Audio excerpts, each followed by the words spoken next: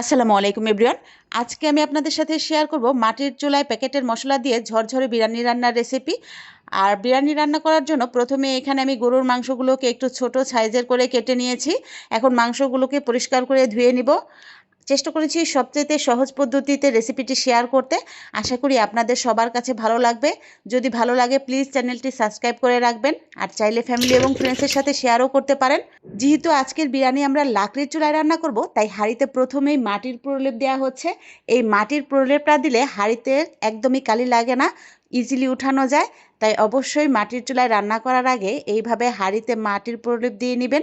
আমাদের গ্রাম বাংলার দাদি নানিরা যখন রান্না করতো তখন আমরা দেখতাম যে এইভাবে হাঁড়িতে আগে মাটির প্রলেপ দেওয়া হতো। এতে করে ধোয়ার সময় তেমন কোনো সমস্যা হতো না, আর হাঁড়িটা একদম ঝকঝকে পরিষ্কার হয়ে যেত। তাই আজকে আমরা সেই টেকনিকটাই ফলো করছি। এখন হাঁড়িটাকে চুলায় বসিয়ে দেওয়া হচ্ছে। প্রথমেই সয়াবিন তেল দিয়ে বিরিয়ানির আলুগুলোকে ভেজে নিব। এই বিরিয়ানির আলুগুলোকে হালকা একটু ভেজে নিলে খেতে অনেক বেশি ভালো লাগে, তাই আলুগুলোকে সামান্য একটু ভেজে নেওয়া হচ্ছে। এখানে আলুগুলোকে হালকা ব্রাউন কালার করে ভেজে নেওয়া হবে। আলুগুলো ভাজা হয়ে গেলে তুলে রেখে এখানে দিয়ে দেওয়া হচ্ছে পেঁয়াজ। পেঁয়াজগুলোকে হালকা একটু ভেজে নেওয়া হবে। পেঁয়াজগুলোকে 2 মিনিটের মতো ভেজে হালকা একটু নরম করে নিতে হবে। এ পর্যায়ে দিয়ে দেওয়া হচ্ছে আদা রসুনের পেস্ট। এখানে আদা রসুন এবং জিরে একসাথে পেস্ট করে রাখা হয়েছিল। এখন মশলাগুলোকে আবার একটু তেলের সাথে ভেজে নেওয়া হবে।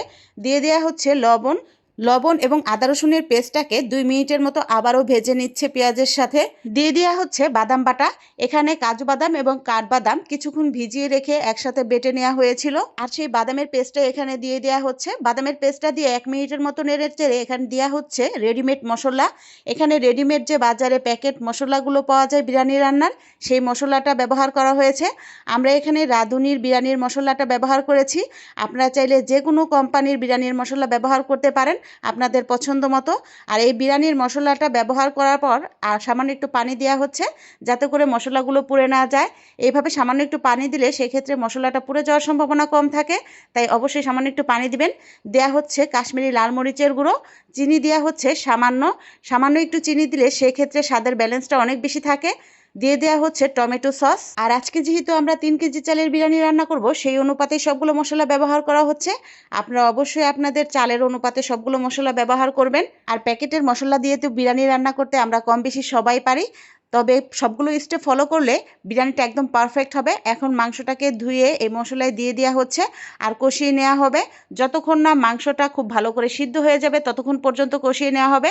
আর এ পর্যায়ে নিশ্চয়ই খেয়াল করেছেন তেমন কোনো পানি ব্যবহার করা হয়নি, কারণ মাংসের মধ্যে যে পানি আছে এই পানিটা দিয়েই কিন্তু মাংসগুলো সিদ্ধ হয়ে যাবে। আর মাংসগুলো খুব ভালো করে সিদ্ধ হয়ে গেলে এ পর্যায়ে দিয়ে দেওয়া হয়েছে ভেজে রাখা আলুগুলোকে।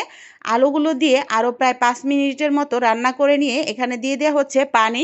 যেহেতু এখানে আমরা 3 কেজি চালের বিরিয়ানি রান্না করব, সেক্ষেত্রে 5.5 কেজির মতো পানি ব্যবহার করব। এতে করে পানির পরিমাণটা একদম পারফেক্ট থাকবে।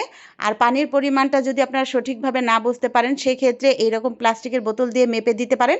এতে করে পানিটা একদম পারফেক্টলি হবে, আর বিরিয়ানিগুলো অনেক বেশি ঝরঝরে হবে। দিয়ে দেওয়া হচ্ছে গুঁড়ো দুধ।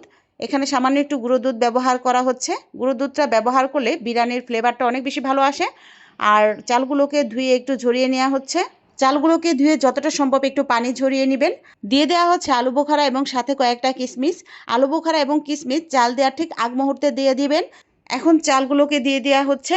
চালগুলো দিয়ে একটু ভালো করে বলক দিয়ে এটাকে ঢেকে রেখে দেওয়া হবে। তবে ঢেকে দেওয়ার আগে অবশ্যই চালগুলোকে সবগুলো মশলার সাথে খুব ভালো করে একটু নেড়েচেড়ে মিশিয়ে দিবেন। বিরিয়ানিগুলোকে নেড়েচেড়ে নেওয়া হচ্ছে, আর এই ফাঁকে আমি বাহিরের ওয়েদারটা দেখিয়ে দিচ্ছি। এই বৃষ্টির দিনে বিরিয়ানি অথবা খিচুড়ি খেতে আমার মতো কার কার ভালো লাগে অবশ্যই কমেন্ট বক্সে কমেন্ট করে জানাবেন। এ পর্যায়ে দিয়ে দেওয়া হচ্ছে কাঁচামরিচ। কাঁচামরিচটা দিয়ে আরও একটু নেড়েচেড়ে নেওয়া হচ্ছে। নেড়েচেড়ে এটাকে ঢাকনা দিয়ে ঢেকে চুলার জালটা একদম অফ করে দিয়ে রেখে দেওয়া হবে। এখন আর চুলায় লাকড়ি দিয়ে জাল দেওয়ার কোনো প্রয়োজন নেই। কয়লার গরমেই দেখা যায় বিরিয়ানিটা একদম পারফেক্টলি কুক হয়ে যাবে। তাই এ পর্যায়ে চুলার জালটা অফ করে দিয়ে ঢাকনা দিয়ে ঢেকে রেখে দেওয়া হবে। এটাকে প্রায় 10 মিনিটের মতো ঢাকনা দিয়ে ঢেকে রেখে দেওয়া হয়েছিল। নিশ্চয়ই দেখে বুঝতে পারছেন কতটা পারফেক্টলি কুক হয়েছে, আর বিরিয়ানিগুলো অনেক বেশি ঝরঝরে হয়েছে। তো আজকের এই বিরিয়ানি রান্নার প্রসেসটা আপনাদের কেমন লেগেছিল চাইলে আপনাদের মতামত আমাকে জানাতে পারেন। সবাইকে অসংখ্য ধন্যবাদ জানিয়ে আজকের মতো এখানেই বিদায় নিচ্ছি। আল্লাহ হাফেজ।